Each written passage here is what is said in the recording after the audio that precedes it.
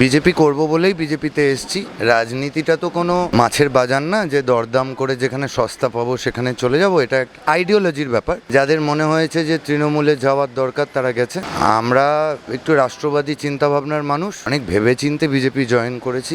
Vote খুব important জিনিস, ভোটের অঙ্কে জেতাটাও খুব ইম্পর্টেন্ট, কিন্তু সব থেকে বড় কথা হচ্ছে যে সমস্ত মানুষ আমাদের পতাকা তলে এসেছেন এবং আমাদের আইডিওলজির পক্ষে কথা বলেছেন সেই সংখ্যাটাও পশ্চিমবঙ্গে নেহাত কম নয়। না, পুরোটা এরকম কারোর ঘাড়ে বা কোনো কিছুর নামে চালিয়ে দিলে হবে না। আমাদেরও নিজেদেরকে অনেক ইমপ্রুভ করতে হবে আমরা যারা দায়িত্বে আছি।